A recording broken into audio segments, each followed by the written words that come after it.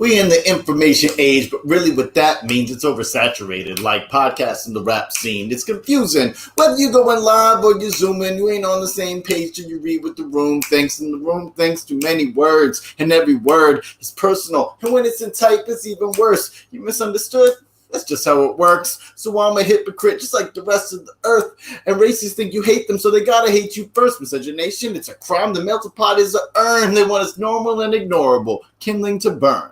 Welcome to the Museum of Dead Words. I'm your tour guide, Dyalekt, alongside Pamela Capalad, Kristen Krause, and Andrew J. Scoville. We spent the last few years pouring through conversations online to find words that kill conversations and ruin discourse.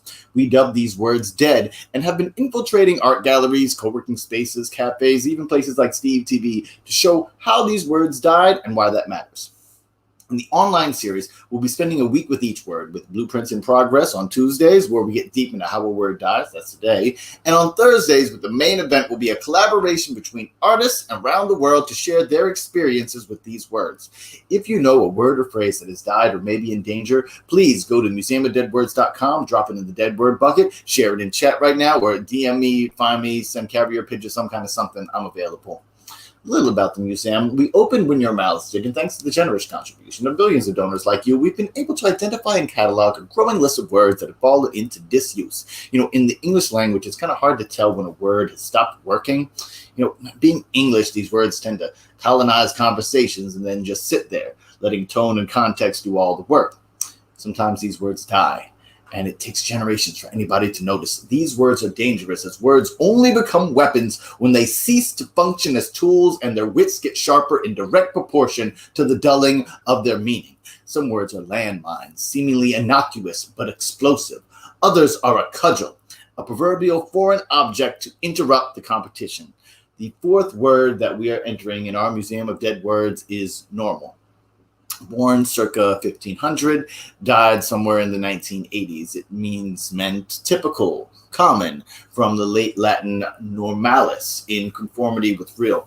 Conforming to common standards is another definition, and that came around the mid-1800s, but that's only in documented use. There's an assumption that it probably came a little bit earlier than that.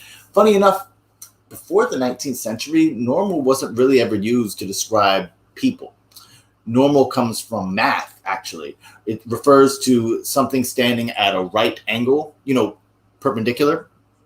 In academic disciplines, that's when it first started to pick up what was going on with normal, and they first started using it in other contexts. So it went from math to its buddy science. So in anatomy and physiology, they developed the idea of the normal state, which described functioning organs and systems inside the body, right?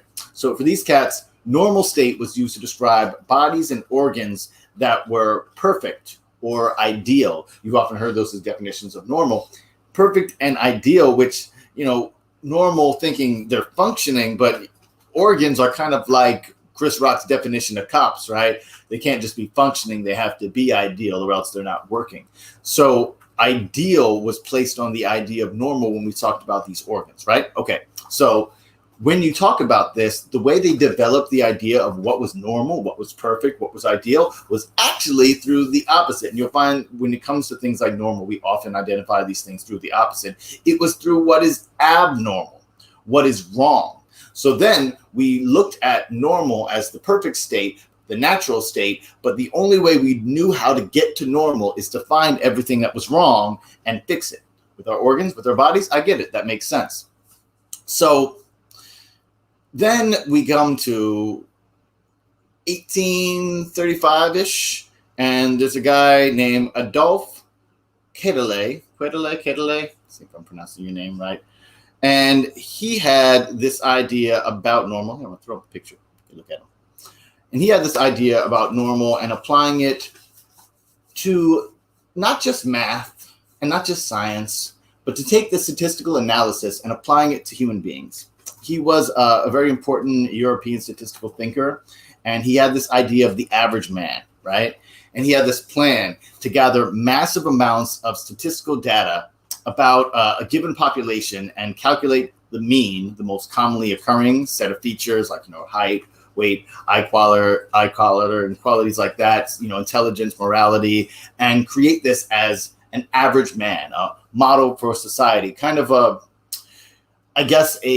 statistically built Vitruvian man, one that is a little bit perfect, but also a little bit all of us. By the way, I got a lot of this information from Jonathan Mooney's How Exactly Did We Come Up with What Counts as Normal? A Brief History of the Pseudoscience and the Myth Behind Average. See, average, meaning like, when we talk about average, it's like the average family. When people talk about the nuclear family, and people say, well, 2.5 kids, where's 2.5 kids come from? We're dividing, we're making average that way. See, Ketelet was fuzzy on what he believed the average was, and actually if that equated to a real person.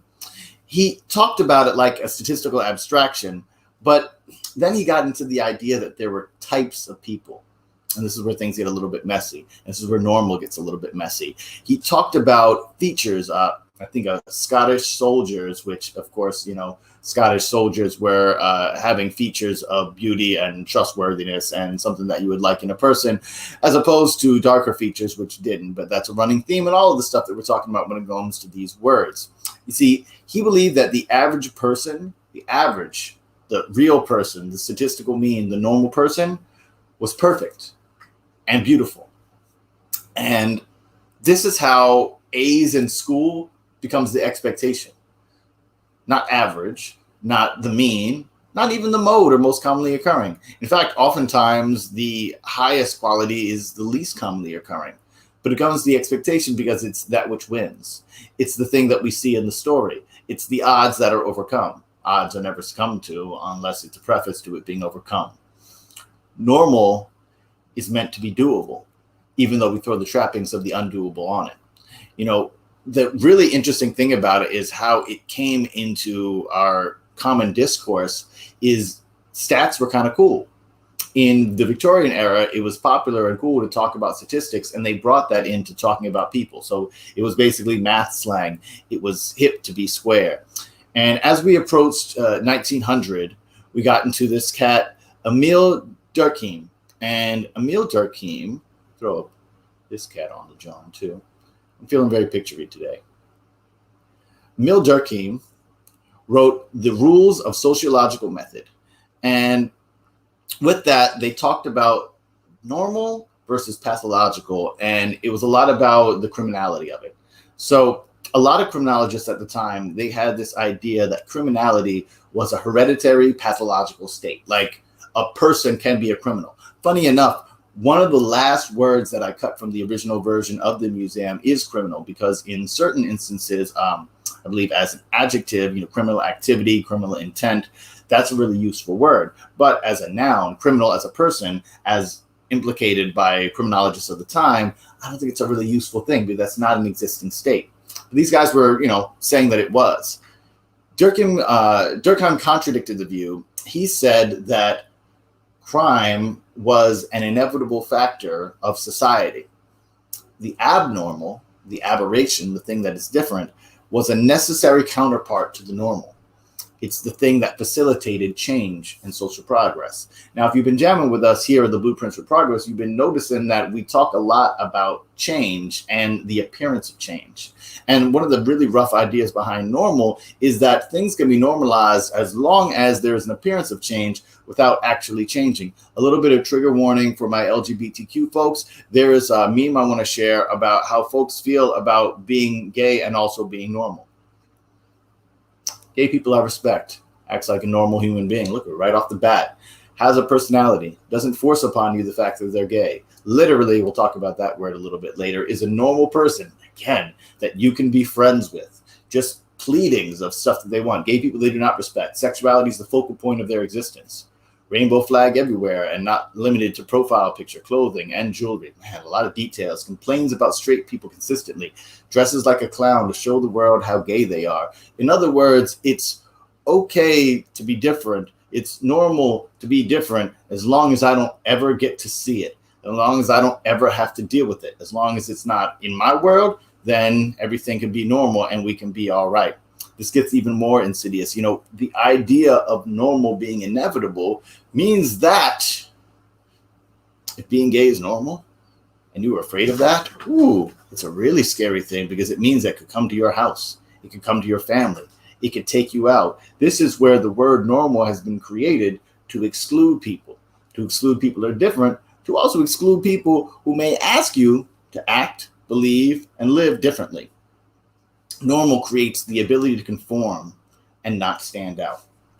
What's funny is, I've kind of heard both of these things from both sides growing up mixed race myself, because like on the black side of my family, the whole thing about being normal is to be that A student, not to be this small thing that hides away, except when I need to be, but to stand out. Like W.E.B. Du Bois had that whole thing about the talented 10th.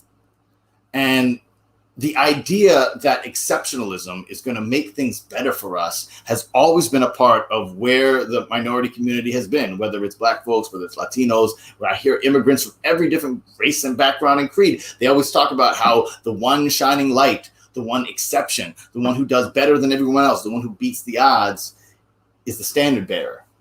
It's a lot of pressure. That's a lot. And when you think about that, you think about how that flips to how we become safe.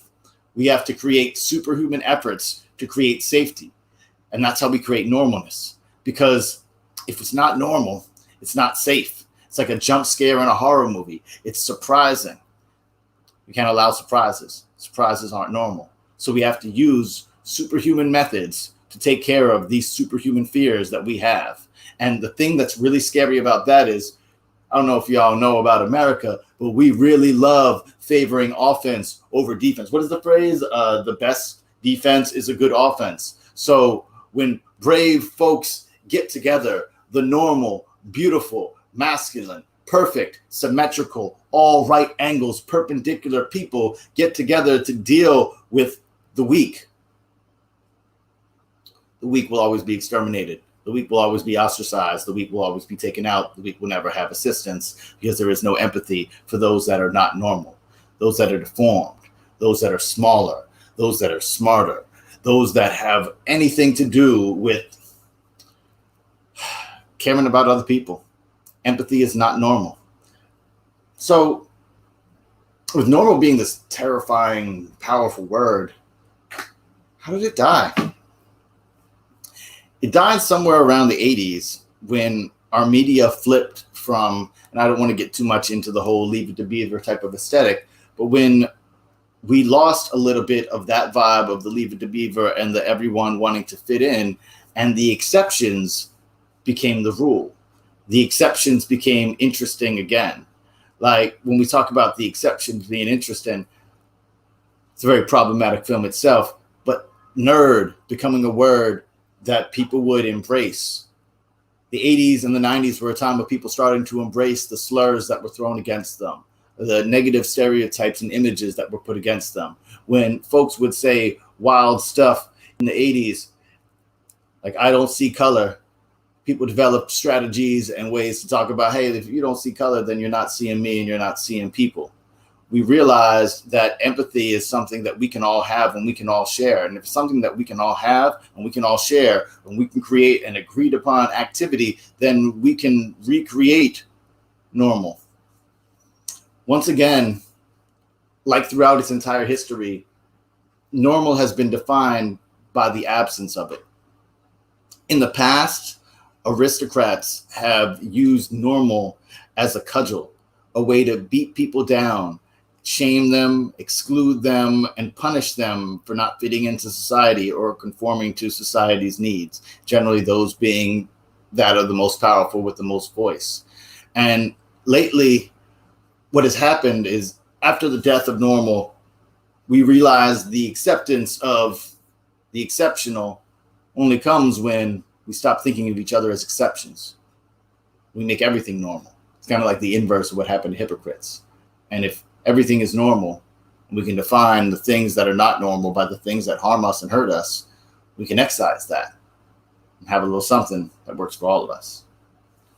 Thank you for being down with me today with Blueprints in Progress with Normal. Check us out on Thursday for the main event where we're going to jam with Lynn Marie Rosenberg, who has a really dope art exhibit and a great conversation about normal, not only in the arts, but also in the casting industry. It's a lot of fun. We'll check you then. Thank you so much. Peace.